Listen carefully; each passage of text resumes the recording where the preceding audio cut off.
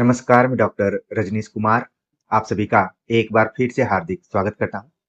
प्रिय विद्यार्थियों, आज के वीडियो लेक्चर में हम उत्तर प्रदेश शिक्षा सेवा चयन आयोग प्रयागराज द्वारा जो कैलेंडर जारी किया गया है, उसके ऊपर हम चर्चा करेंगे कि कौन सी परीक्षा कब होने वाली है। हालांकि जब मैं आप सभी से बातचीत कर रहा हूँ, तो 22 जनवरी है और ये नोटिफिकेशन आया है 20 जनवरी को। उम्मीद करता हूँ कि आप सभी ने इस नोटिफिकेशन को देख लिया होगा। लेकिन जब आप सभी हमसे जुड़े हुए हैं, तो हमारा दायित्व बनता है कि सिर्फ इसको नोटिफिकेशन न माना जाए, इसको मौका माना जाए कि आप सभी को एक मौका मिला है। क्योंकि ये नोटिफिकेशन उस समय आया, ठीक वैसे ही जैसे कोई ट्रेन गुजरने वाली हो और रेल फाटक बंद हो और सड़कों पर पीछे खूब जाम लगा हो और अचानक फाटक खुला हो और लोग उसमें से निकलने की कोशिश कर रहे हैं। जब मैं इस कैलेंडर को देखा तो हमारे दिमाग में यही दृश्य उभरा, क्योंकि ये नोटिफिकेशन उस समय आया हुआ है जब आपके सामने समानांतर कई परीक्षाएं चल रही हैं, जिसमें यूपी पीएससी के through UP LT GIC GDC की परीक्षाएं भी संभावित हैं। इसके बाद ईएमआरएस केबीएस तमाम परीक्षाएं हैं जो इस समय चल रही हैं। तो उसी बीच लंबे समय से इंतजार कर रहे विद्यार्थियों के लिए ये खबर आई कि उत्तर प्रदेश शिक्षा सेवा चयन आयोग प्रयागराज भी अब परीक्षाएं कराएगा और इस बार ये परीक्षाएं मेरे अनुभव के आधार पर निश्चित तौर पर होंगी, क्योंकि 2027 में विधानसभा का चुनाव है। तो अब कोई ऑप्शन ही नहीं बचता है कि इसको डिले किया जाए या फिर क्या किया जाए, इसको पूरा ही किया जाएगा। तो विज्ञापन आप सभी ने फॉर्म भरा ही होगा। जो पहले के फॉर्म भरे हैं उन्हीं का एग्जाम होगा। इसमें आप देखिए विज्ञापन संख्या 51 है, जो कि असिस्टेंट प्रोफेसर का है। 2022 में फॉर्म निकला हुआ था पीजीटी का। 2022 में टीजीटी का फॉर्म निकला हुआ था। अभी यूपी टेट का फॉर्म शायद आए, भरा जाएगा, इसके बाद इसका एग्जाम होगा। ये नया है और जितने भी ये तीनों हैं ये सब पुराने फॉर्म रहे, यानी कि जो विद्यार्थी इस फॉर्म को नहीं भरे हैं अब वो तो नहीं दे पाएंगे, पुराने लोग ही इस एग्जाम में बैठ सकते हैं। ठीक है, भले 2026 में एग्जाम हो रहा है, लेकिन ये सब 2022 में निकला। ठीक है, तो आप अंतर को समझ गए होंगे कि यूपी लोक सेवा आयोग अलग आयोग है, जो कि यूपी एलटी जीआईसी जीडीसी इत्यादि की परीक्षा करवाता है, और उत्तर प्रदेश शिक्षा सेवा चयन आयोग नया आयोग है, जो कि पहली बार शिक्षक भर्तियों का एग्जाम कराने जा रहा है, और वो भी जो रुकी हुई थी। तो एक चुनौती है इस आयोग के सामने भी। मान लीजिए आप में से लोग सहायक आचार्य के फॉर्म भरे होंगे, विज्ञापन संख्या 51। ऑलरेडी इसका एग्जाम हो चुका था, लेकिन समाचार पत्रों में और इधर उधर आपने देखा कि इस एग्जाम को लेकर सवाल उठ रहे थे, तो आयोग ने इसको रद्द कर दिया। रद्द कर दिया तो एक बार फिर से आप सभी को मौका मिला है। लगभग 83 दिन इस एग्जाम को होने में बचे हुए हैं। इसको राउंड फिगर में मैंने 80 दिन लिखा हुआ है, यानी 80 दिनों में आप इसकी तैयारी कर सकते हैं। अगर पहले आपने इसको छोड़ दिया हो या फिर आपका पेपर खराब गया हो, तो एक मौका आपके सामने है। 80 दिनों में आप सिलेबस को एक बार फिर से रिवाइज कीजिए, पीवाईक्यू को ध्यान से हल कीजिए, और जो कुछ नहीं पढ़ पा रहे थे, जैसे आचार्य रामचंद्र शुक्ल का इतिहास ग्रंथ आप नहीं पढ़ पाए थे, बच्चन सिंह का इतिहास ग्रंथ नहीं पढ़ पाए थे, रामस्वरूप चतुर्वेदी का इतिहास ग्रंथ नहीं पढ़ पाए थे, या फिर जो टेक्स्ट लगे हुए हैं उन टेक्स्ट को नहीं पढ़ पा रहे थे, तो समय मिला है। अपने टाइम टेबल को बनाते हुए आप निश्चित तौर पर तैयारी में लग जाइए। और लोगों के लिए एग्जाम हो सकता है, लेकिन जिनके लिए आखिरी मौके हैं, प्रिय विद्यार्थियों, प्रतियोगी छात्र होने की वजह से, अनुभव होने की वजह से हमने देखा है कि हर बार इसी तरीके से एग्जाम होते हैं। मतलब कि एक समय में एक से अधिक एग्जाम होते हैं, और इसी में विद्यार्थी कंफ्यूज हो जाते हैं कि किसकी तैयारी करें, किसकी तैयारी नहीं करें। और कई लोग इसी चिंतन मनन में रहते हैं कि ये 80 दिन भी कंप्लीट हो जाते हैं, और फिर उनके सामने ये बात कहने के लिए कुछ नहीं बचता है कि मौका मिला था, हमने उसको भुनाया नहीं। ये सब मौके हैं, कब किसकी उम्र अधिक हो जाए, फॉर्म न भर पाए, तो इसलिए जी जान लगाकर अपने से पूछिए और अपने को तैयार कीजिए। भले आपके आसपास में 10 कैंडिडेट रोज घूम रहे हो, उनसे कोई आपको मुकाबला नहीं करना है, मुकाबला खुद से करना है। आप अपने से पूछिए कि क्या मैं इस परीक्षा के लिए मानसिक तौर पर तैयार हूं, या फिर एक बार कमर कस के बैठूंगा तो इसको क्वालिफाई कर लूंगा। अपने से पूछिए, किसी के बारे में मत देखिए कि वो कौन सी किताब पढ़ रहा है, किस कोचिंग में पढ़ रहा है। ये सब केवल मनोवैज्ञानिक रूप से बढ़त बनाने के लिए। आपके पास सभी किताबें मौजूद होंगी। अगर इस चैनल से जुड़े होंगे तो हमने ऑलरेडी किताबों के बारे में बताया हुआ है। वही 4-5 किताबें आचार्य रामचंद्र शुक्ल, बच्चन सिंह, रामस्वरूप चतुर्वेदी, डॉक्टर नगेंद्र, गोविंद सरस्वती पांडे, ठीक है, वासुदेव नंदन प्रसाद, यही सब किताबें घूम फिर कर हर एग्जाम के लिए महत्वपूर्ण है। और टेक्स्ट जो लगे हुए हैं उन टेक्स्ट को पढ़िए। खासतौर से अगर आप असिस्टेंट प्रोफेसर के लिए तैयारी कर रहे हैं तो यूजीसी नेट के सिलेबस को भी एक बार रिवाइज करके जाइए और पीवाईक्यू लगाकर जरूर जाइए। इस बार उम्मीद है कि असिस्टेंट प्रोफेसर का जो पेपर है उसका लेवल कुछ ठीक होगा। इसके पहले का लेवल एकदम से स्तरहीन था, लेकिन इस बार उम्मीद करते हैं कि मेहनत करके पेपर को बनाया जाएगा, क्योंकि पेपर बनाने वालों के पास भी लगभग 90 दिन के समय बचे हुए हैं। तो प्रिय विद्यार्थियों, आप सभी अगर असिस्टेंट प्रोफेसर की तैयारी करना चाह रहे हैं तो अभी से आपके पास जो भी किताबें हैं उनको टेबल पर लाइए और इस चैनल पर जो भी यूजीसी नेट से रिलेटेड और जो थ्योरेटिकल ढंग की वीडियोज, खासतौर से आचार्य रामचंद्र शुक्ल की 91 वीडियोज आप सभी परीक्षाओं के लिए जरूर देखिए। आपके लिए वो रामबाण साबित होने वाली है। शुक्ल जी का इतिहास आप अलग अलग जगहों पर पढ़े होंगे, लेकिन यहाँ पर पढ़ेंगे तो आपके अंदर एक नया निखार आएगा और आप जब भी दर्पण के सामने अपने चेहरे को देखेंगे तो खुद आप प्रसन्नचित होंगे। आप प्रसन्नचित होंगे, आपका एग्जाम भी बहुत ही बेहतर जाएगा। ठीक, तो तैयारी में लग जाइए। 80 दिन बचे हुए हैं असिस्टेंट प्रोफेसर के लिए। अगर आप पीजीटी का फॉर्म भरे हुए हैं तो लगभग 105 दिन बचे हुए हैं। ठीक है, 105 दिन यानी कि 3 महीने से अधिक दिन बचे हुए हैं। इसके सिलेबस को आप प्रिंट आउट करके अपने पास रखिए। पीवाईक्यू के लिए जो भी क्वेश्चन बैंक खरीदे होंगे उन क्वेश्चन बैंक को बार बार रिवाइज कीजिए। ठीक है, और जो चीजें आपको लग रहा है कि मेरा कमजोर है, उसको आप उस पर ज्यादा फोकस कीजिए।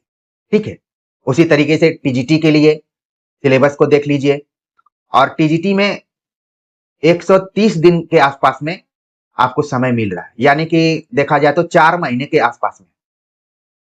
4 महीना बहुत होता है। अगर आप बेसिक तौर पर तैयारी करना शुरू करेंगे तो भी आराम से कर सकते हैं।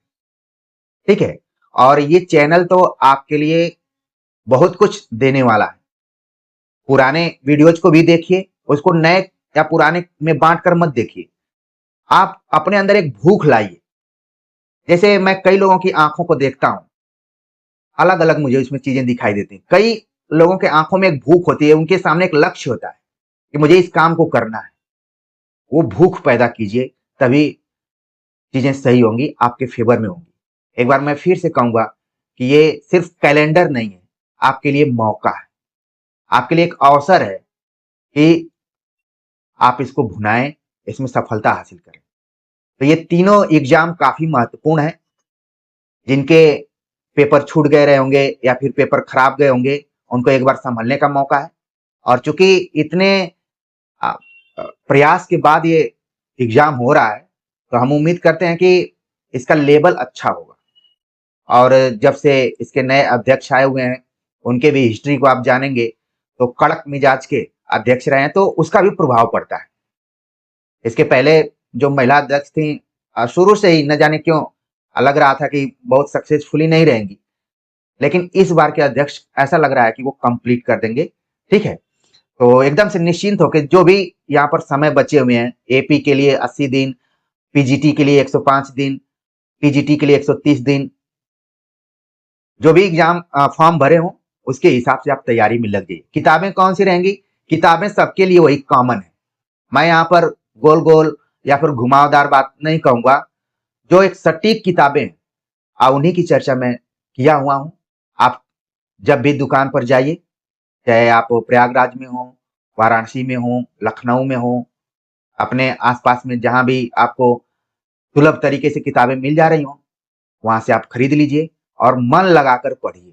टाइम टेबल बनाइए और मन लगाकर पढ़िए और बार-बार यही कहिए कि ये हमारे लिए मौका है।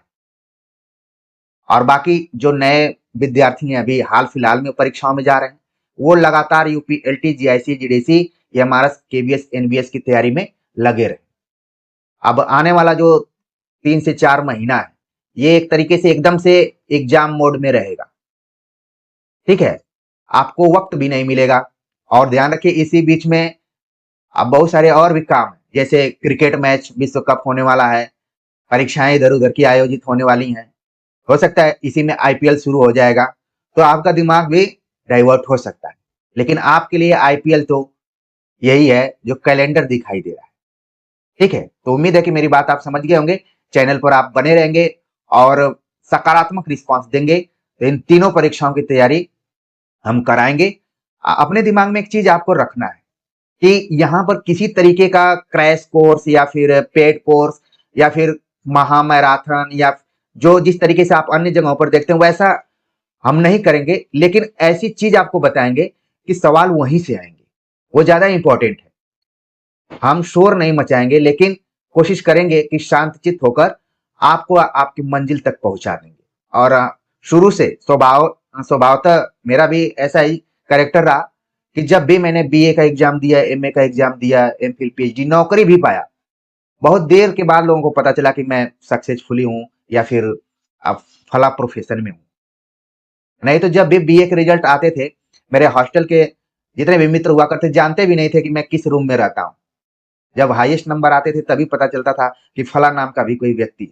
इसी तरीके से एमए एमए के शुरुआती दिनों में तो प्रोफेसर लोगों को भी लगता था कि इसमें उतना दम नहीं है। लेकिन जब अच्छा परफॉर्मेंस मैंने किया, लिखित इत्यादि जो भी एग्जाम होते हैं सेमेस्टर वाइज, तो प्रोफेसरों का भी दिमाग चेंज हुआ और मेरे प्रति उनका रवैया भी चेंज हुआ। जो प्रोफेसर कम नंबर देते थे, धीरे धीरे वो अपने मूल्यांकन में सुधार किए।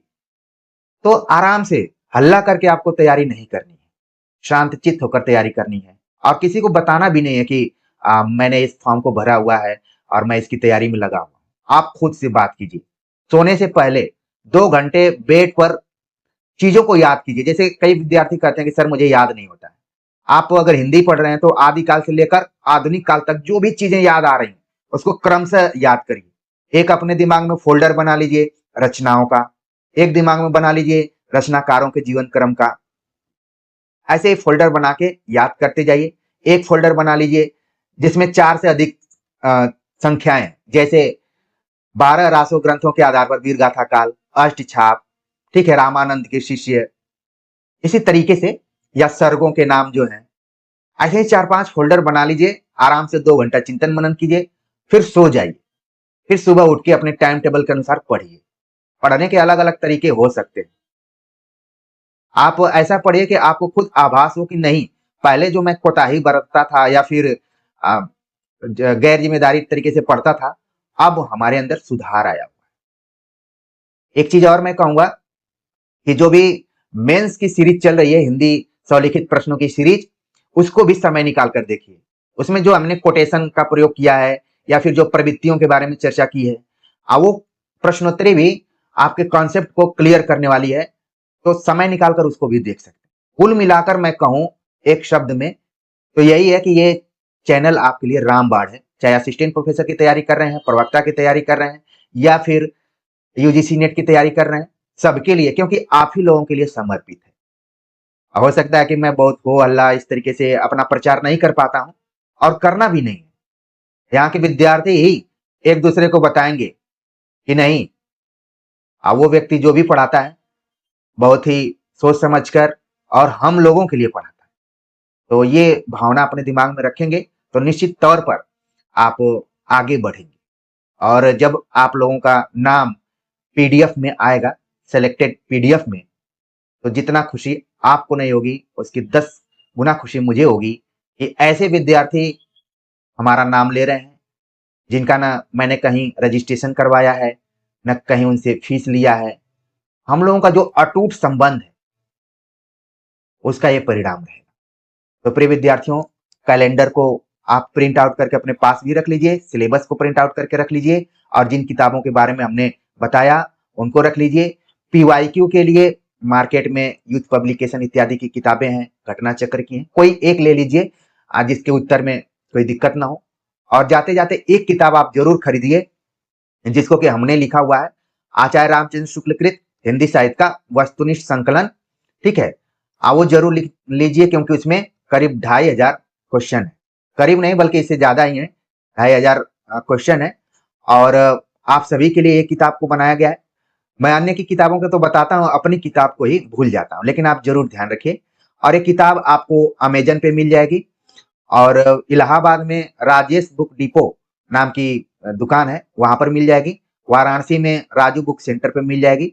अगर आप इन दोनों जगहों पर रहते हैं, जाइए वहां से खरीद लीजिए। किताब को आगे पीछे जरूर देख लीजिएगा, कई जगहों पर बच्चों का है कि इसमें कुछ प्लेन पेज आ जाता है, या कोई भी किताब लीजिए एक बार जरूर उसको देखिए। मेरी ही किताब नहीं, अन्य किताबों को भी ऐसे ही देखिए। अगर इन दुकानों पर नहीं भी है तो भी आप बोलिए कि हाँ इस किताब को मंगवाइए। और इसका रेट अगर आप ऑफलाइन खरीदेंगे तो 300 के आसपास में है, ऑनलाइन खरीदेंगे तो 345 रुपए की है। तो अगर इतने में आपका मनोबल बढ़ जाता है, आपकी तैयारी अच्छी हो जाती है, तो फिर ये बहुत ज्यादा नहीं। और जो बच्चे नहीं खरीद पा रहे हैं, वो टेलीग्राम भी कर सकते हैं या फिर पर्सनल व्हाट्सएप भी कर सकते हैं। एकदम से उनके पास 345 रुपए या 300 नहीं है तो उनको किताबें हम उपलब्ध कराने की कोशिश करेंगे। लेकिन हम उम्मीद करते हैं कि आप लोगों के पास इतनी तो क्षमता होगी। अगर नहीं है तो उसके लिए भी दरवाजे खुले रहेंगे। तो आचार्य रामचंद्र शुक्ल कृत हिंदी साहित्य का इतिहास वस्तुनिष्ठ संकलन डॉक्टर रजनीश कुमार यादव की पुस्तक आपके पास होनी चाहिए। ठीक है, तमाम किताबें रखें तो एक किताब आप और रख लीजिए, बाकी उसको पढ़िए बढ़िया से। आपके पास समय है, भरपूर समय है। जब एक कैलेंडर आपके सामने हम रख रहे हैं तो पर्याप्त समय आप पढ़िए। ठीक है, तो आज के लिए बस इतना ही। मिलते हैं एक नए टॉपिक के साथ, तब तक के लिए नमस्कार।